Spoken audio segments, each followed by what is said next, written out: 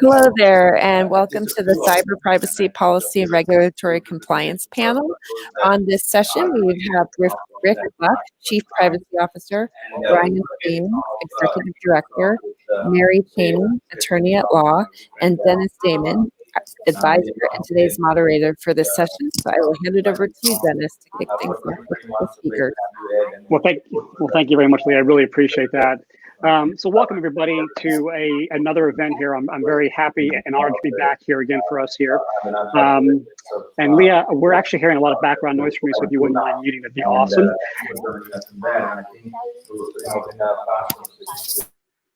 There we go. Thank you very much. So again, yes, welcome everybody. I'm glad and honored to be back here to be talking about privacy regulations and all the important things that we need to be considering these days when it comes to data. But before we begin, yes, what I'd like to be able to do is introduce our panel, do a little bit of an opening, and then we'll have a pretty good discussion here, we think, around privacy and regulations today. So as Leah said, my name is Dennis Damon. I am the privacy chair and advisor to the Cyber Future Foundation, and have spent about 15 to 20 years, so odd years as a chief privacy officer, and also a advisor to the Department of Homeland Security's DPIAC committee, which is a committee that helps with programmatic and policy advice to the DHS secretary when it comes to privacy issues. To my, I think right here is what it looks like is going to be Mary Cheney. Mary, would you please introduce yourself? Hi, everybody. I'm Mary Cheney.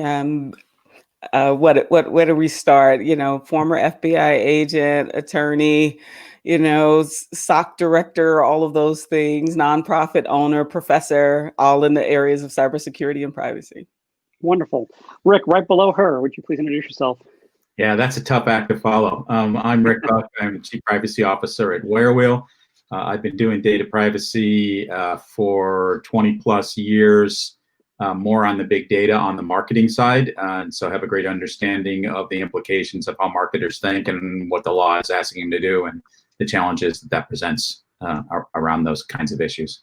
Well, thank you very much, Rick. And just so you guys know, Rick and I know each other for 20 years, which you think by now we'd be tired of seeing each other, but we're not. We actually love working together. And right after that is Brian Levine. Brian, would you please introduce yourself? Hi, everybody. Pleasure to meet you. Brian Levine. I'm Managing Director of Ernst & Young's Transaction Cybersecurity and Data Privacy Practice. We focus on cybersecurity and data privacy in the context of transactions like mergers and acquisitions, divestitures, and restructuring. I joined EY about a year ago from the U.S. Department of Justice, where I was a cybercrime prosecutor in the computer crime and IP section. I also served as national coordinator for all 300 cybercrime prosecutors around the country. Prior to my work with the DOJ, I was an assistant attorney general in the New York Attorney General's office's Internet and Technology Bureau, focused on online privacy and online fraud and breaches. And prior to that, I spent about 10 years in big law firms, including Morrison & Foerster in Palo Alto, better known as MoFo, and Paul Weiss in New York. Pleasure to join you today. Well, thank you very much, everyone. As you can see, we have a very talented panel to be able to talk a little bit about sort of privacy and security issues, that are affecting us, if you will, in today's world. But before we get to questions, I just wanted to quickly set some background so that everybody, who's here can be sort of reminded that, data is something that is a concern to all of us, right, day in and day out. But it's also something that shouldn't be feared as well, right? We know that the U.S. economy is increasingly fueled by the free flow of data. That we know that data-driven advertising is something that we as companies and individuals, and even as consumers, come to expect us to be able to have access to. And the reason why I say that is that we, as consumers, have become used to the idea of that data-driven advertising allowing consumers to access things like free music and free content like YouTube and other things as well. And I think consumers will continue to also want to see that over time continue to be free or at no cost to them. And again, that's just because of the sort of way that the internet has been sort of brought to us. And that, Rick and I have actually had this discussion several times in some other presentations where we know that that data-driven economy has really been surging these last couple of years, where data in the ad-supporting internet has created around 13 million jobs. That's contributed around 2.1 trillion to the U.S. economy, doubling since 2018, to be honest. And that the internet sector has also been investing around $60 billion in the economy since 2018. And that really, when you sort of take a look at the mathematics of it, outside of COVID and what's been going on this year, that really the data-driven economy is also accounted for around 11% of the U.S. Gross domestic product. And that the internet sector has grown 9 times faster in the U.S. economy as a whole from 2012 to 2018 than other sectors like real estate and other things as well. And a lot of that's because of what we do, right? These devices that I know all of us have right now, and I've got 2 different laptops and I don't know how many other devices, but we know that we're creating about 2.5 quintillion bytes of data per day. And that's so much data that 90% of that data in the world that we have has actually been created just in that last 2 years alone. And for those who are more mathematically inclined than me, right, that's in the US a 1 followed by 18 zeros. And in Great Britain would be a 1 followed by 30 zeros. And that's so much data that 75% of that data is been very unstructured, and it's been random and very difficult to sort of understand and to index. And so this data then gets pushed all around the world into all these different cloud providers and different systems today that we just don't know where it's at. But again, this hasn't come on suddenly, right? The use of mobile devices and watches and technology, it's been a gradual sort of, creation of that data. And so what we're going to be sort of talking about here now today is that really what that's done is that's become a problem for regulators and marketers and scientists alone to sort of understand how do you protect that data and what's going on with that data. And, we all open up a newspaper, turn on the TV, turn on our phones today. And what we find is that, well, there's a new data breach or a company has misused that data. And so now what we know is that companies have to be looking at how to better manage that data. And that's what we want to talk a little bit about here today and sort of give you some insights from our own experiences on what that means. So what I want to open up with here is the question to the panelist here is, again, do you think that this is exactly why privacy and security is important to companies more than just even a few years ago, 2 to 5 years ago, right? Is this the reason why it should be important, or are there other things that you guys think might be a problem? And Mary, I would like to open up with you on that one, if you wouldn't mind. Oh, that's fine. Thank you so much, Dennis. Well, I think it is what you stated, but I think it's that the consumer now knows it, right? So for years and years and years and years, we've collected all of this stuff. I mean, I was at the FBI at the time of, right after September the 11th, and the information that we had available at our fingertips, of course, you would not have known, right? And so I think what happened with Facebook and, people starting to say, wait a minute, they're actually using this data in a way, and they started to pay attention. And so now companies, from a cybersecurity perspective, it's been there, amassing all this data, and it's very hard, as you said, to get a control over it because it's so many in so many different places. But now you have privacy laws, right? And you have GDPR, you have CCPA, you have all of these states that are now looking at how organizations are collecting and using data because of the citizens. Citizens didn't know. I mean, EU citizens are different. There are some atrocities in their past, which make it more sensitive, the data more sensitive to them. But yeah, it's just what you said. The law is now starting to catch up because consumers are starting to ask questions. Yeah, no, that's exactly it. Rick, you and I have been, I'm not sure if this is a good thing or a bad thing, but 25 years in the consumer intelligence, email marketing, digital marketing arena.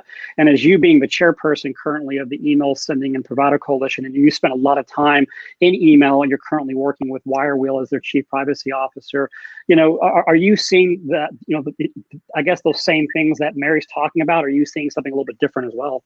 No, I think it's exactly what Mary was talking about. And by the way, thank you for having me on the panel, and hello to everybody out there in virtual world. I remember we used to do these things in person. I can't wait till we can do that again sometime.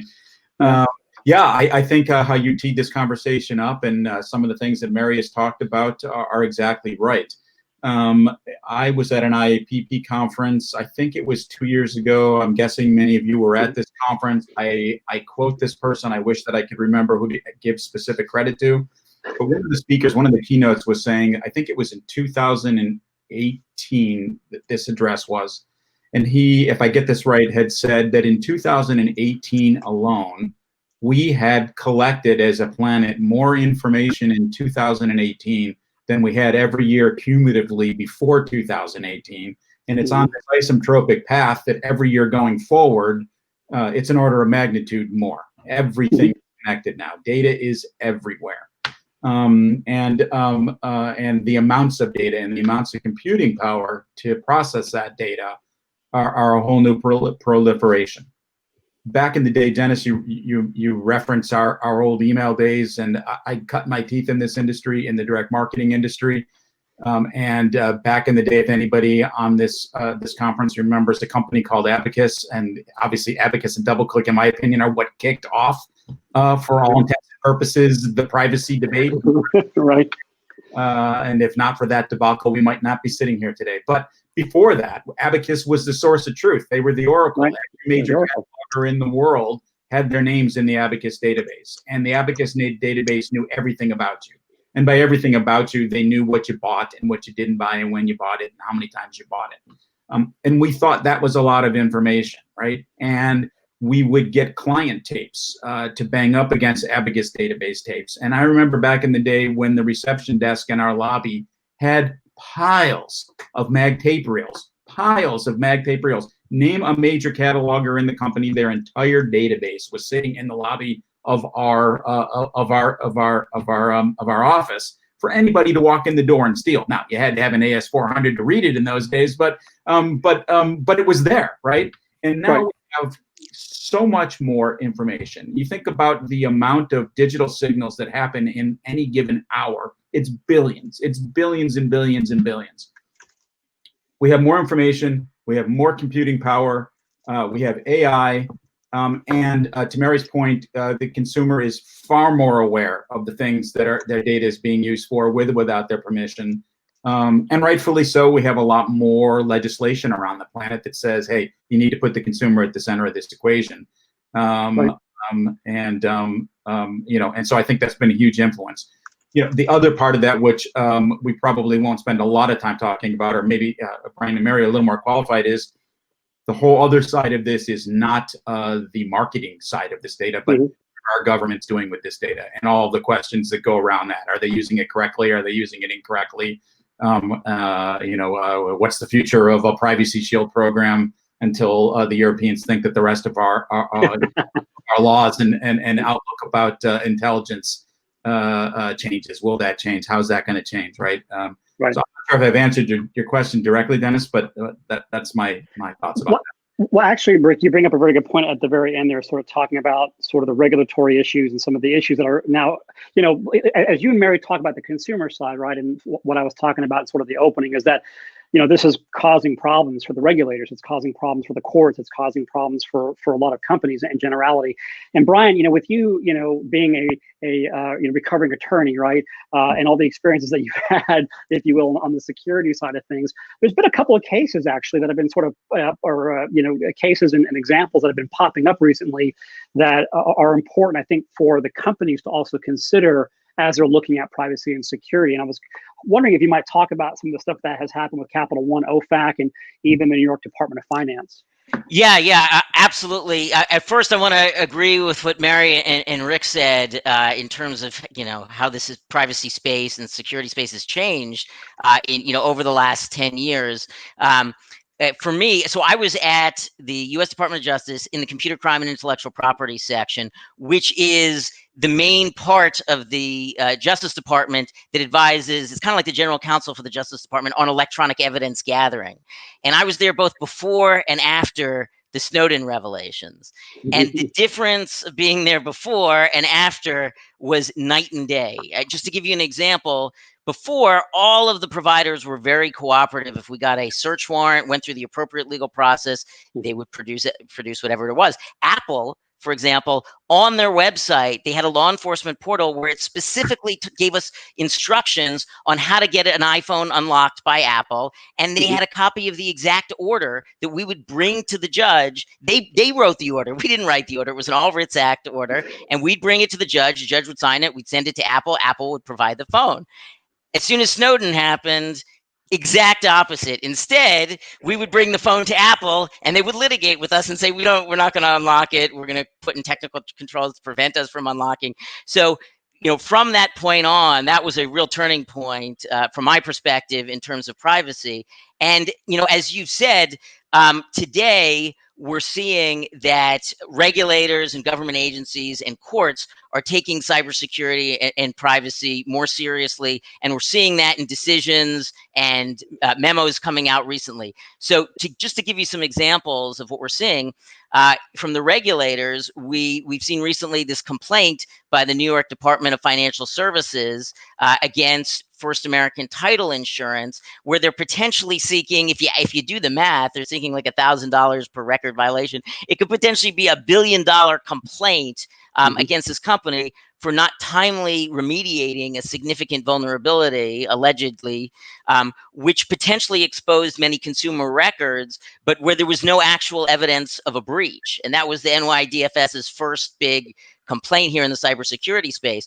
From the Office of Comptroller of Currency with the Treasury Department, with the Federal Reserve, we're seeing there was a $60 million consent decree signed recently with Morgan Stanley based on a failure to properly diligence a vendor to dispose of data properly. It's $60 million. The Department of Justice recently issued a criminal complaint against Uber's former CISO for allegedly making misrepresentations and omissions around a breach.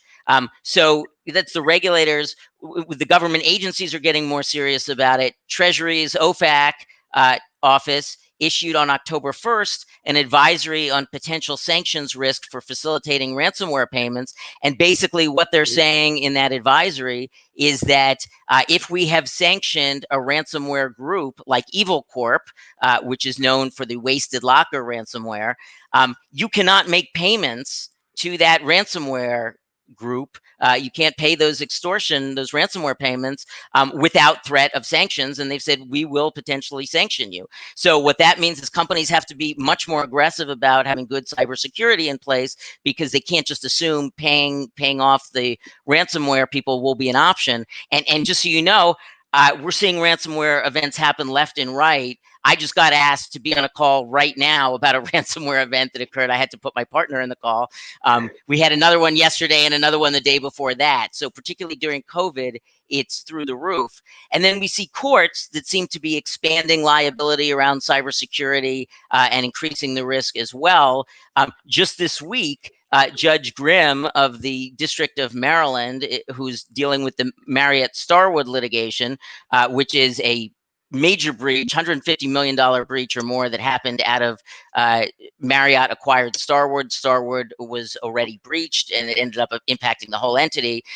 Just this week, Judge Grimm held that the class action could continue against Accenture, which provided services to Marriott. Normally, in that situation, we'd think that the class action would proceed against Marriott, and then if Marriott wanted to seek indemnification or other relief against its service provider, it could do that. But here we have Judge Grimm in the District of Maryland saying, no, the whole class can proceed against the companies that provided cybersecurity services to Marriott. And finally, you mentioned the Capital One breach case. That's a recent case where the court found that the incident response report for the Capital One case was not protected by attorney work product privilege, thereby increasing the risk again for companies that are in these events, because they're going to have an incident response. They may have an incident response report, and that report may become public. So bottom line is we're seeing increased pressure from regulators, from government agencies, and from courts around privacy and cybersecurity. Yeah, no, that's exactly what I think Rick and the rest of us have been seeing in terms of all this. There's been a lot of discussions as to whether or not GDPR actually has any teeth. There's been some complaints about whether or not Helen Dixon out of the Irish DPA is willing to do anything when it comes to enforcing things. But then in other areas, we are seeing some enforcement stuff. And then I know that those who are following, as an example, in Brazil, right, their laws now came into play a little bit sooner than we expected it. But now we're already seeing multiple class action lawsuits about data usages there, and it's going to back up the courts, moving forward. But I think Mary makes a very good point. So does everybody else, that we are dealing with a more informed consumer. We are now dealing with more informed companies now, where they are now asking questions when they partner on data transfers and other things, and now are asking to do privacy impact assessments. With that in mind, I sort of then wanted to talk about this. And Mary, I'd like to bring this to you to begin with, because you've been doing this from a consultancy perspective. And I know that you also, like myself at times, sit on companies as a chief privacy officer. But, what are some of the challenges then when trying to implement privacy and security programs now in companies? And what are some of the things that they need to be thinking about moving forward now?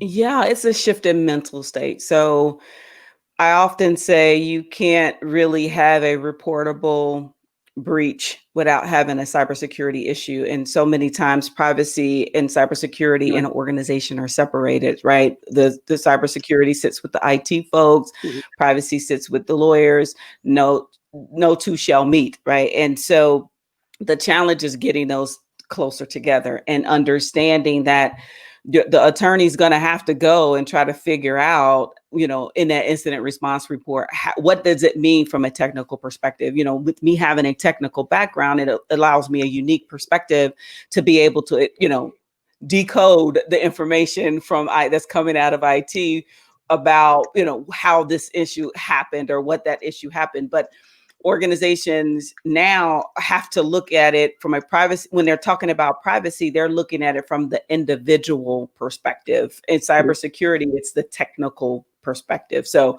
where is my individual data?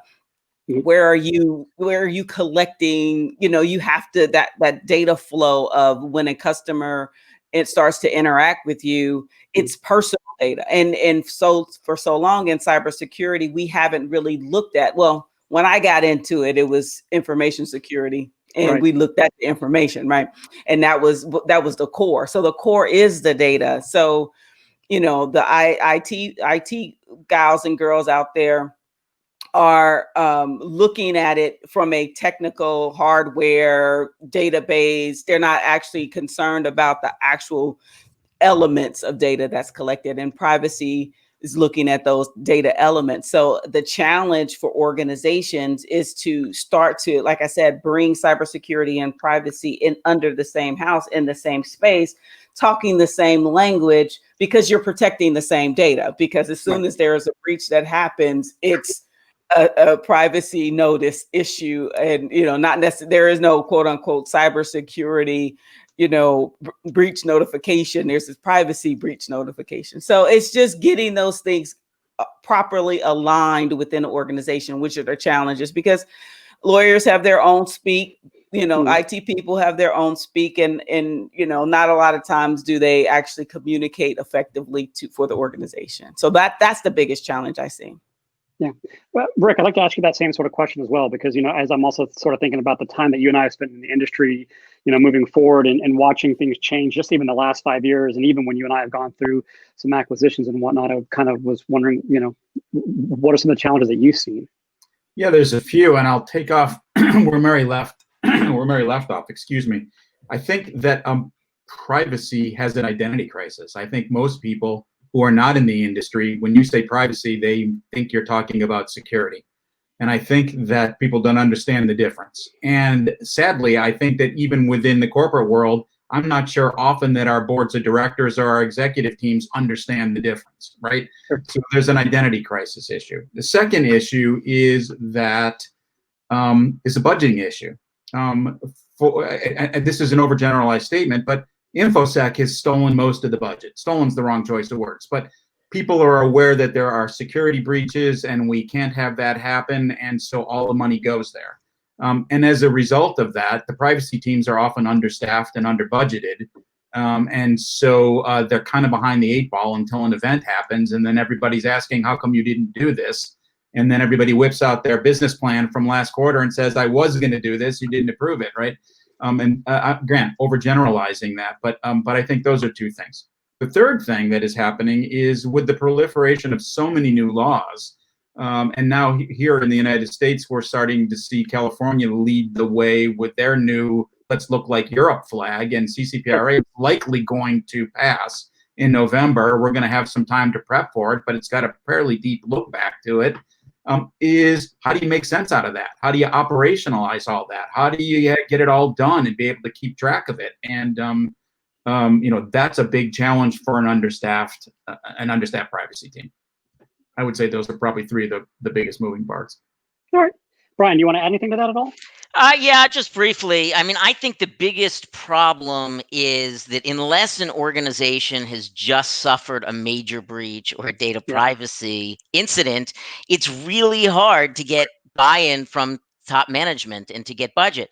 So I think the solution there is to engineer a major security incident. I'm kidding. Right. Don't create your own breach. But the tabletop. Yeah, a tabletop exercise is a possibility, but it is often helpful to bring in an outside expert, whether it is to do a tabletop exercise or to do a independent assessment, and to talk to the board or management to help them understand where the company is and what's at stake. Often that helps them take it more seriously and can free up the budget that you need to really get to work. Okay, that's awesome. Well, because this panel is not just about us, which I know we would all like it to be. It's also about our audience. We've got a little bit over 100 folks that are here. I'd like to maybe switch just for a second over to a question that was just submitted here, and it's actually a good one, and one that I think we've heard a lot about, and it's going to be interesting to sort of see where we go. But the question is what can be done to help bridge the gap in communication between IT and legal security, especially around encryption and backdoors? Do you think we can come to a reasonable solution for all the parties that are involved? And this has been a very highly debated thing for some of us. Like I know Rick and I have had this discussion at a couple of the organizations that we work with, MOG, the Messaging Anti-Abuse Working Group. But this is a really, really good one. I'm going to go backwards on this. I'm going to start with you, Brian, and see sort of what can we actually come to some agreement on this, or are we unfortunately opening up a Pandora's box? Yeah, so this was actually a major issue. My office, the Computer Crime and Intellectual Property section, was kind of the central hub on the encryption debate and would successfully or unsuccessfully kind of talk about this issue in lots of different forums, and it's an open question. I mean, this is the way I think about it. First we have to decide the public policy question of, do we think that how important do we think it is that if law enforcement has a properly issued search warrant from a neutral magistrate, that they should be able to get access to data? Historically, that's always been the case until end-to-end encryption. If you got a warrant through the proper process, we trust our system basically works. And so if you get the warrant through the proper process, you should be able to get the data. And the nice thing about the way law enforcement works in terms of that is, if you didn't use the proper process, even if you get the data, you can't use it in court against the defendant because the evidence is going to be suppressed. So the first question is, how valuable is that to society? How important is it? And once you've made that, for me, I think it's very important, because I think, we're not just dealing with cybercrime or financial fraud. We're dealing with physical crime. We're dealing with sexual exploitation. We're dealing with crimes against children, all kinds of crimes that otherwise will not get solved, and defendants will go out there and continue perpetrating these acts. So if you think that's important, then the question is just, if you have some kind of encryption backdoor, and I don't really necessarily think that's the way to think of it. Usually what we're talking about, what the DOJ was usually talking about, was something like key escrow, where you have end-to-end encryption, but there's two potential keys, one that the parties to the conversation get, and one that's preserved safely somewhere, whether that's with the company, like with Google that's doing it, or whether that's with a third-party nonprofit organization, or with the court. It's deposited somewhere. So if we compare the value of having this sort of judicial access to information with key escrow, then you just have to compare how much security risk are you adding by doing that. There's going to be there's inherently going to be some increased security risk, but you have to balance the health and safety of the population with that somewhat increased security risk. And I personally think that there is some form of that can be done, where it's an acceptable level of risk increase relative to the benefit we get from law enforcement being able to function. All right, so let's go from the DOJ perspective to Mary, who law enforcement background, again, attorney and whatnot. I'm kind of curious what your thoughts are on that. My I- my thoughts are what I told my son yesterday. Law enforcement has a identity crisis, right? Because of where we are as a society with law enforcement, the trust isn't there, and so that is the challenge. That's why Shrims and European Union and everybody doesn't trust Mhm. the law enforcement in this country to act in an impartial way. I agree, as a former law enforcement officer, there are guardrails and there have been ways to which, you know, I was at the FBI after September the 11th. It was free flowing. Information was free flowing. I left, and then of course Snowden came out, and then everything kind of stopped. But it's a trust issue, right? If the public actually understood that there was this process involved in regards to following these appropriate procedures, that there is an impartial third party, that there are hoops that you have to jump through in order to get this access, then fine. But people just don't trust law enforcement right now, and they don't trust they don't trust the U.S. government. Mhm. And so it's a broader issue around the reputational hits that law enforcement has taken overall. I mean, there's a lot of distrust. Right. I don't know, Rick, do you want to add to that at all? I mean, No, this is a drop the mic moment. I think the two of them have covered that far better than I love it. could. But I agree completely with both sides of that. Yeah. Good. Well, I'm glad hopefully we're able to answer that question for our attendee. So let's move on to a interesting aspect of it. Rick knows this about me, but I do a lot of investing in startups and stuff, and so M&A is a big thing for me, and sort of ensuring that companies are having the right policies and procedures in place, and those that are acquiring those companies are also doing that. But one of the things that Brian and I had talked about as we have been sort of chit-chatting about privacy was sort of a point that he had made that during COVID-19, the mergers and acquisitions, or M&A, has actually just sort of completely exploded, for a lot of different reasons and whatnot. But Brian, let's start with you on this, and then we'll see if our panelists want to discuss this, because I think companies have to think about M&A and the future, whether it's them being acquired or them acquiring other companies. But what do companies need to consider, right, when it comes to security and privacy, and looking at the companies that they want to be bought by, or vice versa, right? That you want to go off and buy somebody. It's usually a afterthought, unfortunately. But let's start with you, Brian, on that one. Yeah, so the first thing is that cybersecurity risks are very high around transactions, for two reasons. Both, you don't want to acquire a company that has terrible cybersecurity and may have already been breached. We've seen that when Marriott acquired Starwood, it ended up costing over 160 million. Verizon acquired Yahoo, ended up costing 350 million extra because of this breach. I worked when I was with the DOJ on an insider theft that arose from M&A, and that ended up costing the company 1.2 billion in shareholder equity, and they had to lay off 70% of their global workforce.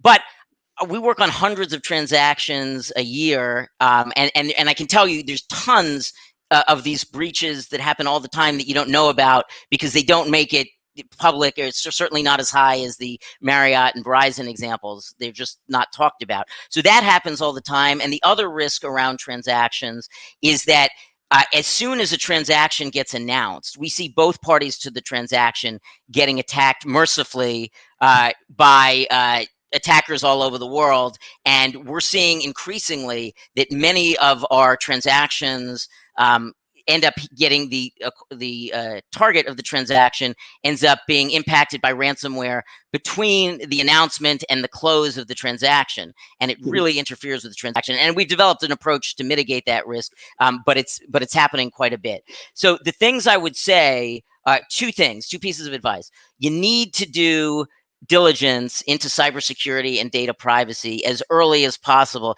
You don't want to think of that as a phase 2 or a phase 3 thing or after close. You really need to know early on what you're getting in terms of cybersecurity and data privacy. And the second point I want to make on that is it's really important in this area to use an independent outside expert to do it, whether that's EY or anybody else. And the reason it's important is, first of all, the outside experts coming to it with objectivity and independence, what happens is internally you can get what we call deal fever, and there can be pressure to get the deal done. And if you think cybersecurity and data privacy gets marginalized by the board generally, you can imagine when they're excited about a transaction, it can get marginalized even more.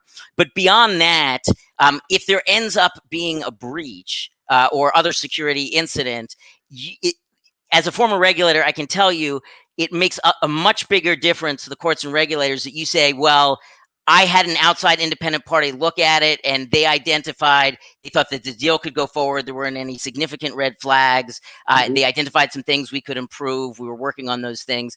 And from a regulator perspective, that's really all that you can ask a company to do. Same with a court, is get the best advice they can from a third party and follow that advice.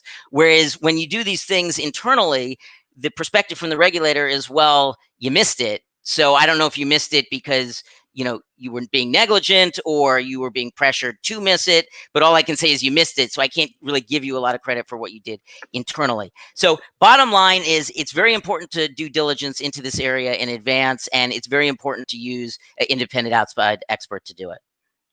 Yeah, so Rick, you and I have been through several acquisitions. I mean, I've gone through 3 acquisitions, including one that was an Oracle acquisition. These were all 3 separate companies. You had a more interesting acquisition pathway where, being the chief privacy officer, head of privacy, you went from eDialog to eBay, and then from eBay to Zeta, which all the companies kept buying each one of them. So you went through a little bit of a different route. But can you tell us a little bit about sort of like the same thing? Like, what are some of the things that you either learned or had to put into place when it came to those M&A transactions? Yeah, I first of all, kind of picking up where Brian left off, doing due diligence of the deal is really critical, and I'll take it from a slightly different point of view.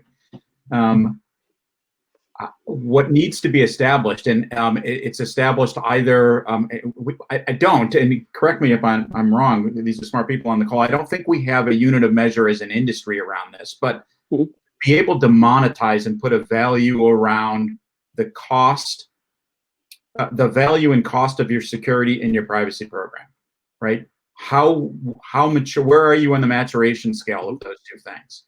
And as a result of that, how much exposure am I going to have if I buy your company? How much exposure is the company that is looking at me as a target is going to have? What's the remediation that they're going to have to do? And as both the acquirer or the target company, deals have been renegotiated and revalued based on that. The company thought they were going to get X for their company, and then the privacy and security diligence was done, and you go back to them and say, look, this is going to cost us a bundle of dough to clean up. Value of the deal just dropped 30%, right? So it's a leverage for the acquirer. It's a potential liability for the target company. And so consistent with what we've said, I think Mary said it at the beginning, do your assessments and forget that whether you're being acquired or not acquired, right? Just assume that, somebody's going to knock on your door one day and say, prove it for a good or a bad reason. And it's so much easier to have that ready to go and say, here it is, I can prove it. Here's what we're doing. We know where we're doing well. We know what we're not doing well. We know what our mitigation plan is for the holes. And so from that point of view, there's a metric, there's a monetary value around your security and your privacy program. The other thing that I would say about that is that as the acquirer or the acquiree, you are, in many cases, buying customer data. And then the question is, what are the commitments that were made to those customers by the previous company? And are you living up to those same commitments? And are the rules changed? Is this a whole new brand? Are you folding that all into your brand? Do you have to repermission things? Do you have to redo privacy policies? Do you have to renegotiate your relationship with the consumer? And so there's a lot to think about in the M&A world around security and privacy. Cool. So we actually just got another question from our audience, and I'd like to maybe, again, go back over to that. So the question is, in the Netflix documentary, The Social Dilemma, have we all seen The Social Dilemma yet? I'm assuming. Oh, okay. So I know what Mary's going to be doing tonight with her kiddos. Mary must. But in the Netflix documentary, The Social Dilemma, it raised alarming red flags on the trends, right, that are happening in social media. So they would like to know sort of the thoughts on how how out of control, I guess, this data collection is exploding, and how should it be controlled? So, Rick, let me start with you on that one, because again, you've kind of sat in that position, and especially in the arena that you and I are in with the consumer intelligence sort of area, email marketing and whatnot. But is this out of control? Is it exploding? Can it be controlled, or have we just completely lost complete control of this, cart and buggy with this horse on it? Yeah, let's just say the cat's out of the bag, right? And then it's hard to get the cat back in the bag. Is it impossible? No. And to use that metaphor, do we have to come up with a different container for that cat? Maybe. Right. I don't know if I'm going down the right path for that, but I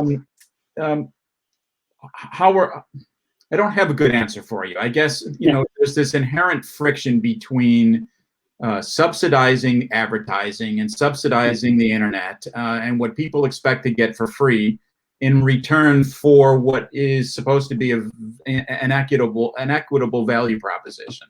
And how much about myself am I willing to give up in order to get that back? And then how many times can I be presented with something that says, we do this, is that okay? We do this, is that okay? We do this, is that okay? The marketer will tell you that's a prohibitive friction point. The consumer will tell you, I never look at those things. I just click away, right? And yet at the same time, there's really important information behind the is it okay? Because all we say is it okay in our cookie banner. We put a link to the 3-point type that's behind that of 20 pages of what okay actually means, right? And so there's this inherent friction there. I guess what we need, and by the way, just to be wax a little philosophic, we are also at a point in time where there's a whole generation of people who have a completely different understanding of what data privacy means and what privacy means. There's a whole new generation of people who are growing up in a connected world who don't know anything other than a connected world. So I look at people who have, are still on a foot in both sides of that to be sort of the last stop of putting industry best standards, regulations, best practices in place, such that there are some rules of decorum around this. The short answer is I don't have an answer for you. We need to get better about what the value proposition is to the consumer, what the consumer's choices are to opt out of those value propositions, how to micromanage that, how to not cause friction points between the buyer and the seller. It's a really complicated question. I don't have an answer. But that's my thought. Well, that's fine. That's fine. And Mary, I'd like to come to you on this one because, as I'm thinking about what Rick is saying, what Rick and I have seen over the last couple of years, and I know that you have as well, right? We know that some consumers are aware that they're trading their information for this free stuff, and as Rick said, others are not. And unfortunately, as you just said as well, like my sons are in college now. His kids are a little bit older than mine are. But today's youth, they're not getting that privacy and security training, if you will, in school. The same way that we did with home economics, right? To learn how to cook and to do these sorts of things, or learn an instrument or sing and whatnot. And in one of my traveling keynotes, Mary, I talk about how privacy is the currency that we pay to play in this ecosystem. And I know that you, Mary, yourself have been sort of tracking a lot of what's been happening with GDPR as well. But even just this week, folks, right? Experian is now appealing the Information Commissioner's Office enforcement notice over their data protection failures that started early on. And I think, Mary, you mentioned the data breach that had happened earlier this year. But again, even the ICO is looking at these credit reporting agencies and saying, you're still not doing enough, right? Yeah, you might have gotten consent, but then you're changing consent on the consumers and saying, well, now it's become a necessity by your own measurements and whatnot. But to you, Mary, like, again, I know you haven't seen Social Dilemma, but I'm assuming that you're also sort of seeing that this can be, or should be controlled, but we're not going to see that happen, as Rick just said. Right. Okay. And so there's a lot there. And all I kept thinking about was my kids. So I have 13 and 15.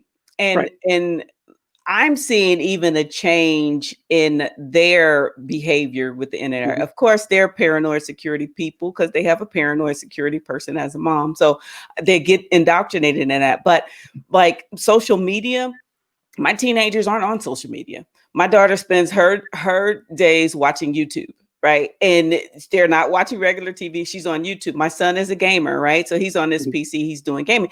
They have Facebook accounts, but they just have those for mommy, I guess, but they're not they're not interacting with social Right. media in the way 20 somethings may be. Right. And so I think socially there's a distinction between the generation that started with social media, and that this was, when it first started, and the way they interact with it, and the way the younger generation is utilizing and so I think there's going to be a change. No, I didn't see Social Dilemma, but I can probably imagine that, it's scary in regards to all this. And so, you spoke about, GDPR, you spoke about the problem is there's this distinction between the way the United States deals with privacy, if there is a thing here, and well, there is California, and then the way other countries view their citizens and that particular data. And so because you don't have a global standard, that's where you get all of this friction and this confusion. And of course we want to bring in, you could talk about China and their restrictions, right? Is that the right way to go? So I think that the United States is unique in as much as how much information that we collect and share and monetize about our citizens. And we're in this pickle. And no, I don't think there is. I'm with Rick. What kind of, you gonna put a visible fence around it? I don't know what you do to try to rein that back in. I'm in Texas. Maybe I'll get a lasso and get my horse and try to do it. But other than that, I mean, it's going real fast. It has a huge, it's been out there for a long time. So. Well, so Mary, you bring up a very good point, right? If you look at sort of how the U.S. is, and Rick has heard me say this so many times on stage, and thankfully my wife is not home right now to hear me say this again, but, we are a buy one, get one free nation, right? My wife will give away any part of her PII to get a buy one, get one free at Payless shoes, right? It's just how we are, as an economic sort of setup here in the U.S.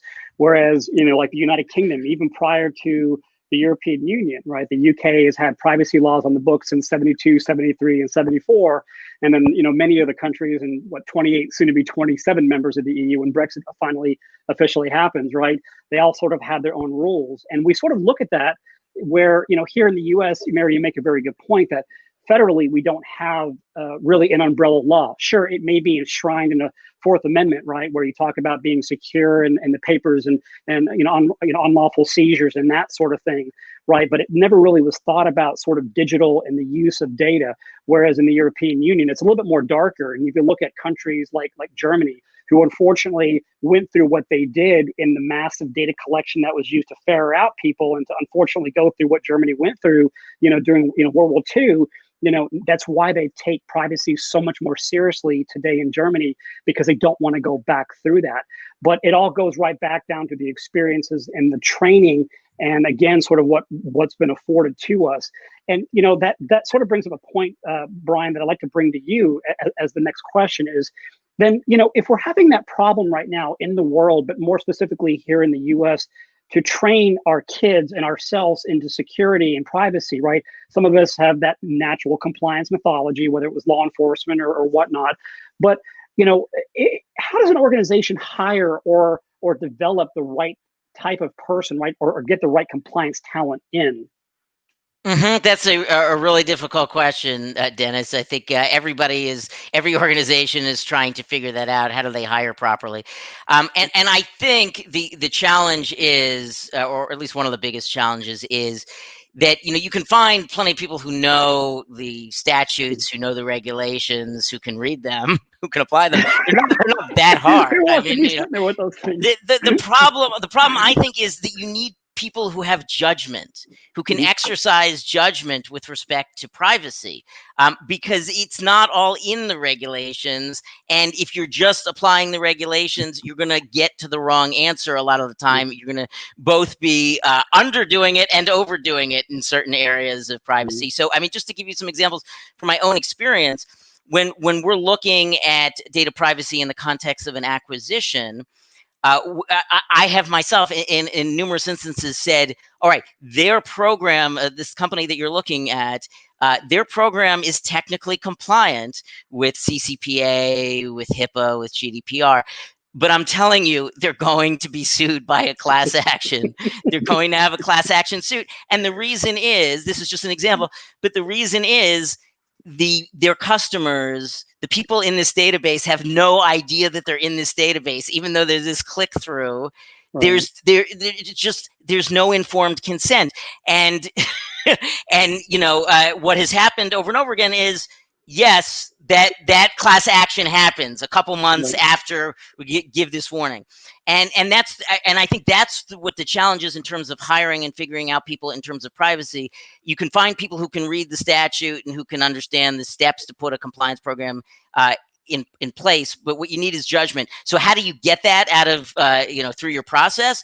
I mean, I'll leave that to the HR experts, but I think trying to ask questions that you can elicit their judgment. I mean, you can't just ask, do you have judgment? You have to maybe give them scenarios and things and see how they've exercised judgment or how they would exercise judgment in those scenarios. But it is definitely a challenge. Yep.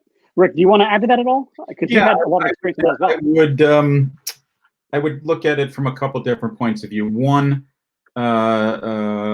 something I think, Brian, is what you said.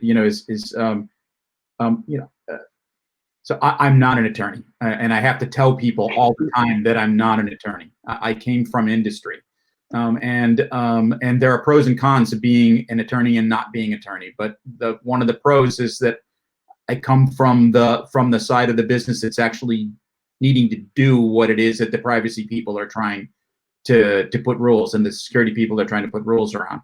So don't be afraid to tap into people who have good, strong industry experience. Number one. Number two, I would say on a more macro level, I look at it this two ways. One of which is internal recruiting, and the second of which is external recruiting. It's really important that companies have a top-down philosophy about privacy and security at their company. And whether or not privacy by design is something that people actually map to, or whether it's a general philosophy of the company, that it's important from the corner office all the way down to the cafeteria. And part of that is having a really strong training program. And so people who might not have been identified as privacy leads in your company, if you've got a good privacy program running in your company, and you've got a nice, a fairly robust privacy council within your company, you've got L1s all over the company who are your first line of defense in their organization, who, maybe at some point in time burst out of that L1 model and decide, hey, privacy is the role I want to play, not just being the marketing person, not just being the engineering person. I'm seeing a lot more, for example, engineering roles where a privacy person is embedded into the engineering department. I think that's wonderful. So there's that kind of thing. And then secondly is to look to outside industry organizations. I will give a shout out, and this is unsolicited, but look what the IAP has done over the since they've been around. And the number of people that they're training, and the number of people that are attending their conferences, and the vast amount of data that's available to people for information. Encourage people to get involved in those organizations, but also reach out to those organizations for resources, and look to their job boards and network through those kinds of avenues. But I guess those are probably the three ways I would look at that. Okay. With the last couple of minutes, we're starting to run out of time here, but there's another question that popped up, and I want to see really quickly if we can get some short answers on this one to help our audience. But the question was, to your point of needing people who have judgment, right, have an understanding of what's going on. They're saying that sessions like ours could be used as sort of training curriculum, and so the question is sort of what advice could we be giving to our listeners about what they can be doing to help further education within their own companies? Is it as simple as regular quarterly training by us, or is it onboarding sort of stuff? But I don't know. Mary, I guess I could start with you because you have a consultancy, I believe, in this area as well. Well, I do a lot of stuff, Dennis. It's crazy. But no, I think that going way back to privacy having an identity crisis, right? that's the problem when training. There is no curriculum. There are people coming into this space from various areas. You have the attorneys, you have the compliance folks, you have the cybersecurity folks, but the thing is, it doesn't have to be this complicated. You have to be practical in your approach to trying to tackle this. And it all depends on the area of privacy that you're trying to deal with. If you have, healthcare information, that's one area. Okay, there's this thing called HIPAA. If you have consumer data, if you're selling data, then you have another area. If you're so again, you have to be practical in the way you're stepping to educate yourself. Because just like in cybersecurity, it's huge. You have to really be specific about what you're trying to learn and what you're trying to get across and what you're trying to protect against. So I'll stop there because I know we're running out of time. So yeah. Does anybody want to add to that here? I would just say, in terms of training, what's particularly effective is, in addition to what we normally think of as training, standard video kind of thing, webinar, is actual exercises, phishing exercises, other kinds of real practical things that, are both measurable and that people have an actual experience of, whoops, I blew that. And, and when you have that embarrassing experience of blowing something and potentially costing your company all of their data being encrypted, you tend to not forget that and tend not to make mistakes again. So both in the privacy and the security area, combining traditional training with exercises, tabletop exercises, phishing exercises, and more practical. Okay, that's awesome. All right, well, with the last minute or two that we have here, we didn't get near through all the questions, obviously, but that's actually because our audience has been really graceful by giving us great questions to ask. But what I'd like to do to close this up is to allow you to give a quick point that you would like to leave our audience with, an idea or something, something that they should think about as they're moving forward after the session today. So let's go with Mary first. Of course, you would go with me first. No, I think really in this space, when you have, if the audience is consistent, a majority of technical cybersecurity folks, you have to educate yourself and try to understand or try to think differently about where your focus should be. You're focusing in on the types of data, the data elements is what's really important in privacy, and what data that you're collecting. And a lot of, even, when I was running security operations in the security operations center, a failure to understand what this application has in it in regards to data elements is your failure as an organization to address cybersecurity and privacy. Because if your application owner says, I don't know what's in there, the business knows what's in there. That's a problem, because if you're not putting the right controls in place. So you actually have to get in and do the hard work. That's basically what my 2 cents would be. Rick? Yeah, just to follow on that, do a literal or a virtual data mapping exercise. You need to know where your data is, who touches it, what they're using it for. Do they have the permission to use it for that? How is it being protected? Do you have the policies around that to make the rules? Do you have the controls around that to enforce the policies? Do you have the audits in place to make sure that all that's working, right? And it's so much easier to do it from day one. If you say it in your privacy policies, then you must do it. And if you are not doing it, then you either need to change what you're doing or change your privacy policy. And so get your ducks in a row, because it's just good. It's good collateral for your relationship with your customers, and it's good collateral for for the monetization of your company and the value of your company. Yeah, you're talking privacy by design from the beginning all the way through the life cycle to the end. Brian.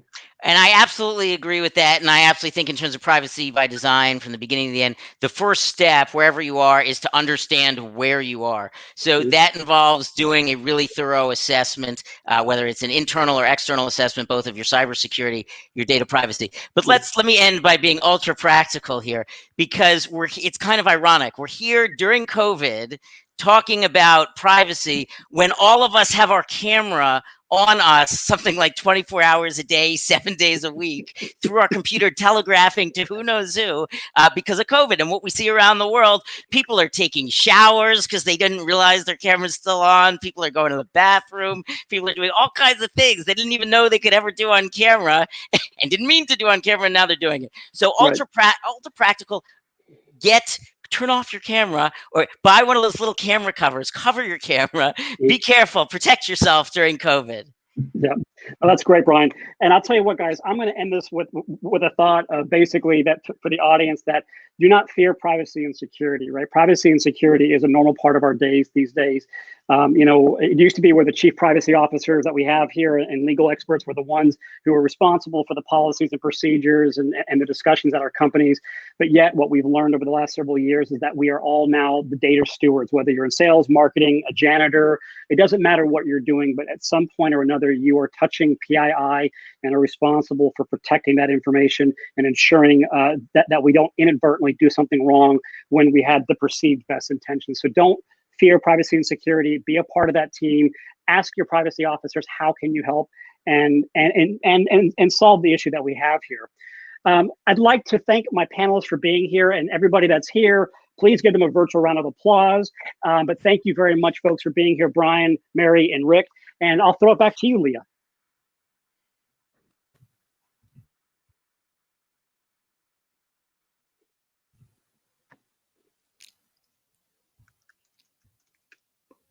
Well, she's here somewhere. She's